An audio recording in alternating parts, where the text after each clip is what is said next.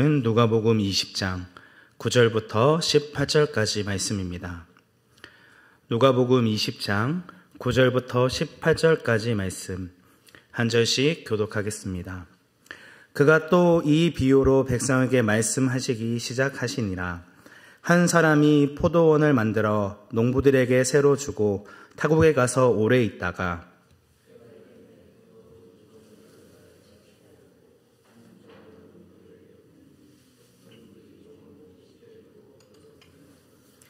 다시 다른 종을 보내니 그도 몹시 때리고 능욕하고 거저 보내었거늘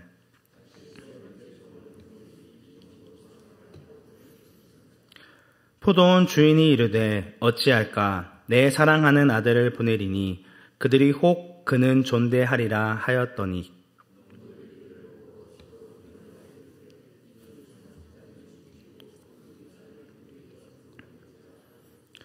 포도원 밖에 내쫓아 죽였느니라. 그런즉 포도원 주인이 이 사람들을 어떻게 하겠느냐.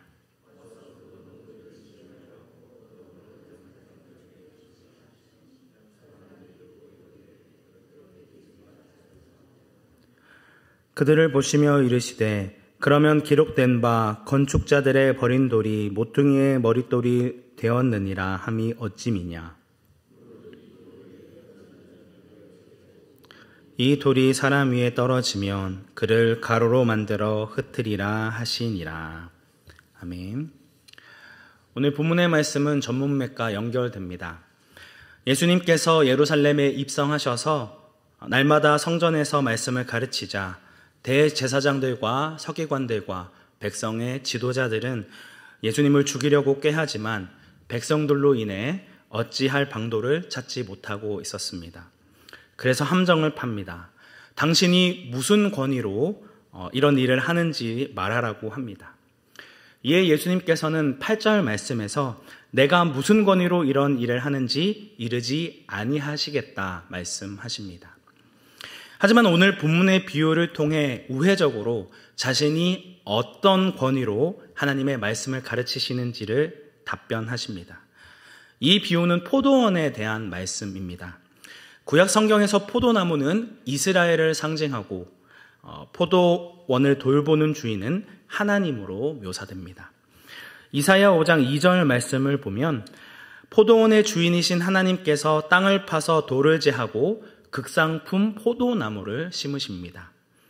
당연히 좋은 열매를 맺기를 바라셨죠. 하지만 이어지는 4절 말씀을 보면 이스라엘 백성들은 좋은 포도 열매를 맺는 것이 아닌 들포도 열매를 맺습니다. 하나님이 원하시는 열매는 정의의 열매, 공의의 열매를 맺기를 바라셨으나 이와 정반대인 포악과 부르짖는 열매를 맺습니다. 하나님을 사랑함으로 율법의 말씀을 지켜 이웃을 사랑하는 열매를 맺은 것이 아니라 오히려 율법을 버리며 자신의 탐욕과 종욕을 채우는 악한 열매를 맺습니다. 이에 하나님께서는 분노하시며 포도원을 황폐하게 하시며 그 땅에 거할 자가 없게 하십니다. 율법의 말씀을 지키지 않은 이스라엘 백성들을 심판하신 것이죠. 그런데 예수님께서는 이러한 구약 성경의 포도원의 이미지를 약간 변경해서 이야기하십니다. 9절 말씀을 보시면 한 사람이 포도원을 만들어 농부들에게 새로 주고 타국에 가서 오래 있다가 때가 이르매 포도원 소출을 얻기 위해 종을 보냅니다. 때가 이르매라는 표현은 열매를 거둘 수 있는 충분한 시간이 이미 주어졌다는 것을 의미합니다. 소작 농부들이 포도 열매의 일부를 주인에게 바치는 것은 너무나도 당연한 일이었습니다. 이것은 계약서에 이미 약속되어진 사항이었으며 농부들에게 주어진 의무였기 때문입니다. 그런데 소작 농부들은 주인이 보낸 종을 심하게 때리고 빈손으로 돌려보냅니다. 다른 종을 보내자 이번에도 또 똑같이 심히 때리고 빈손으로 돌려보내고 세 번째 종을 보내지만 마찬가지로 종을 상하게 하고 내쫓았습니다. 3명의 종들이 겪은 것은 거절과 치욕과 고통이었습니다.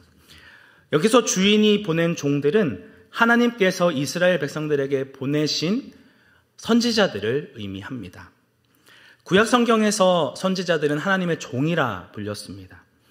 그들은 하나님의 말씀과는 상관없이 살아가는 이스라엘 백성들을 향하여 그들의 행위를 돌이키고 회개하라 전했습니다. 하나님께서 많은 선지자들을 보냈으나 이스라엘은 일관되게 하나님의 말씀을 듣는 것을 무시하였고 열매 맺는데 실패하였습니다. 거듭 허락하시는 은혜의 기회에도 말씀에 귀 기울이기를 거절하였습니다. 그럼 자연적으로 포도원 주인은 하나님이시고 소작 농부들은 이스라엘 백성들이 됩니다. 거듭되는 실패 속에 포도원 주인은 자신의 사랑하는 아들을 보내면 농부들이 아들을 존중할 거라 생각했습니다. 여기서 사랑하는 아들이라는 표현은 누가복음 3장 22절에서 예수님께서 세례 요한에게 세례를 받으실 때 공생애를 시작하실 때 하나님께서 주셨던 말씀이기도 합니다. 하나님께서는 문제를 평화적으로 해결하기 위한 마지막 시도로 자신의 아들인 예수님을 대리인으로 보냅니다. 내 아들을 보내면 그들이 하나님의 말씀에 순종하리라 믿었습니다. 이에 대한 농부들의 반응은 어떠했습니까? 14절부터 15절의 말씀 함께 합독하겠습니다. 농부들이 그를 보고 서로 의논하여 이르되 이는 상속자니 죽이고 그 유산을 우리의 것으로 만들자 하고 포도원 밖에 내쫓아 죽였느니라. 그런즉 포도원 주인이 이 사람들을 어떻게 하겠느냐. 하나님의 기대는 무참히 짓밟혔습니다. 온 만물의 주인이신 하나님께서는 당신의 말씀에 불순종하는 자들을 향하여 계속해서 만회할 수 있는, 돌이킬 수 있는 기회를 주셨음에도 그들은 돌이키지 않습니다. 주인의 것을 인정하지 않고 오히려 주인의 것을 가로채고자 했습니다. 거듭 주인의 기회를 주었음에도 그들은 회개하지 않았습니다. 이 비유의 요점은 농부들이 자신의 탐욕으로 인해 상속자를 죽이는 말도 안 되는 반역을 일으켰다는 데 있습니다. 그들이 얼마나 어리석고 영적으로 어두운 자들인지를 보여주는 모습입니다. 결국 그들의 결론은 어떻게 됩니까?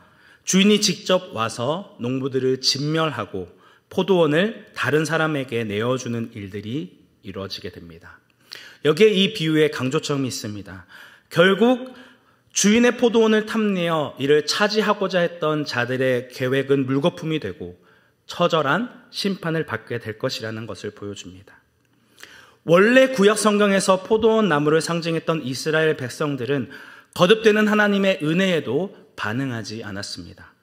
하나님이 보내신 선지자들의 말에 귀 기울이지 않았고 심지어 하나님의 사랑하는 아들인 예수를 거절함으로 심판받게 됩니다. 그럼 그 포도원은 누구의 소유가 되게 될까요? 다른 사람들, 원래는 초청받을 자격이 없었고 은혜 받을 만한 아무 자격 없는 자들에게 그 기회가 주어지게 됩니다. 하나님의 약속에서 멀리 떨어져 있었던 이방인들에게 그 은혜가 허락되어졌다는 것입니다. 먼저 된 자가 나중되고 나중된 자가 먼저 되는 역전 현상이 일어나게 됩니다. 예수님께서는 이 비유의 말씀을 통해 대제사장들과 서기관들에게 무엇을 말씀하고 있습니까? 자신이 하나님의 사랑하는 아들이라는 것을 드러내고 있습니다.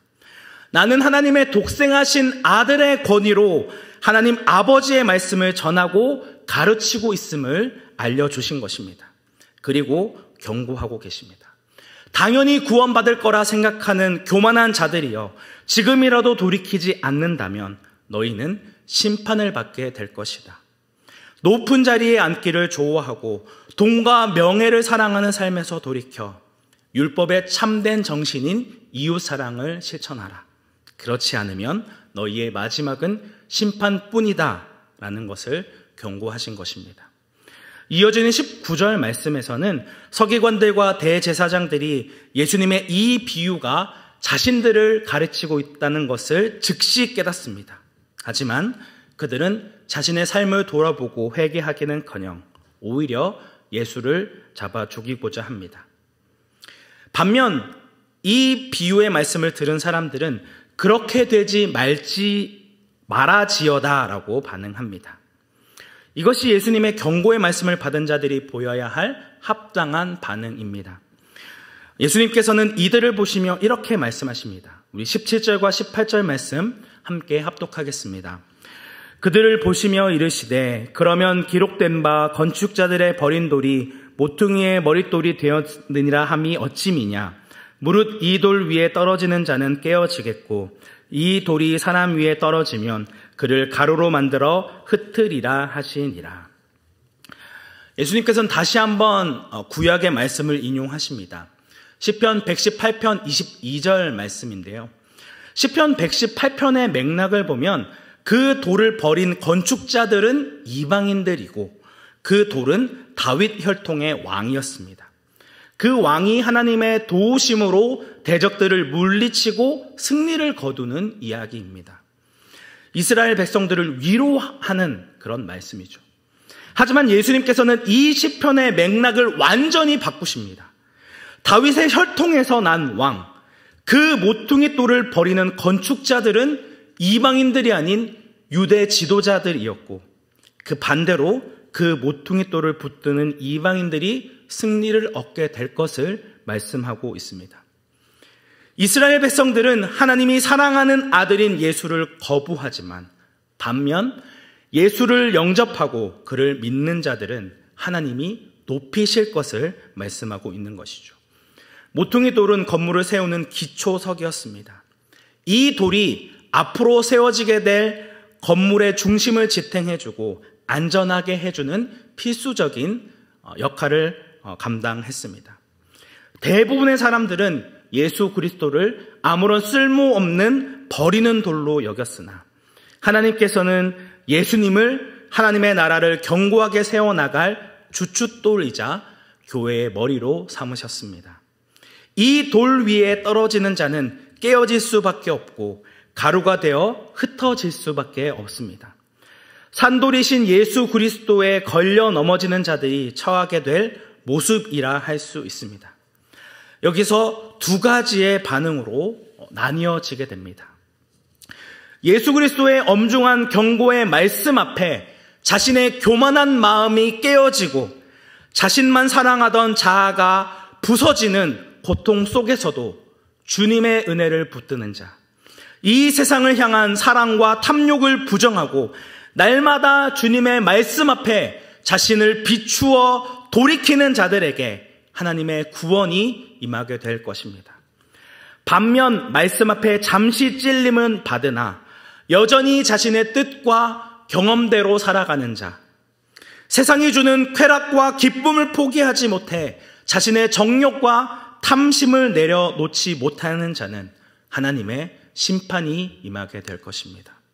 오늘 우리는 하나님의 말씀 앞에 어떠한 반응을 보이고 계십니까?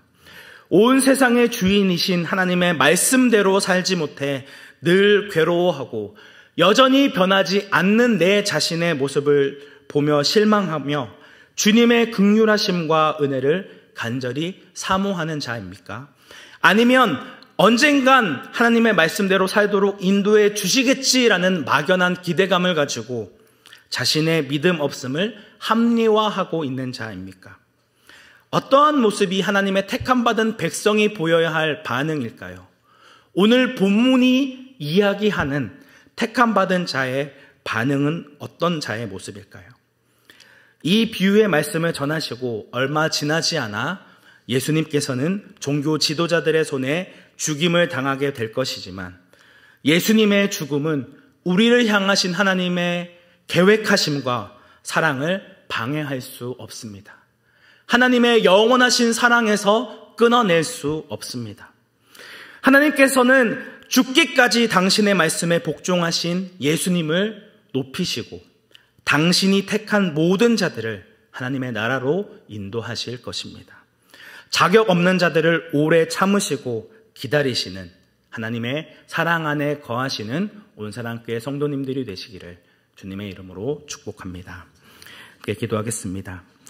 그 조상들의 하나님 여호와께서 그의 백성과 그 거하시는 곳을 아끼사 부지런히 그의 사신들을 그 백성에게 보내어 이르셨으나 그 백성이 하나님의 사신들을 비웃고 그의 말씀을 멸시하며 그의 선지자를 욕하여 여호와의 진노를 그의 백성에게 미치게 하여 회복할 수 없게 하셨으므로. 은혜가 충만하신 하나님 아버지, 오늘 말씀을 통해 다시 한번 우리를 기다리시고 오래 참으시는 하나님의 사랑을 알게 하심에 감사드립니다. 자격 없는 자들을 사랑하시고 아끼사 계속해서 돌이킬 수 있는 은혜를 허락해 주시고 회개할 수 있는 기회를 주심을 잊지 않게 하옵소서. 아직 주님께서 은혜를 베풀어 주실 때에 주님께로 돌이키고 주님의 사랑 안에 거하는 자가 되기 원합니다. 하나님의 말씀을 무시하고 멸시하는 자가 되지 않기를 원합니다. 예수님의 말씀으로 인하여 우리의 완악한 자아가 깨어지게 하시고 교만한 마음이 부서지게 하시며 세상의 헛된 것을 구하며 소망하던 욕심을 내려놓게 하옵소서. 말로만 하나님이 주인이라 고백하는 것이 아니라 삶을 통해 그 주인의 뜻을 따라 살아가는 신실한 종이 되기 원합니다. 날마다 주님의 은혜로 덧입혀 주시고 그 사랑에 반응하는 거룩한 백성이 되게 하여 주옵소서. 만물을 다스리시고 통치하시는 왕이신 예수님의 이름으로 기도드립니다. 아멘.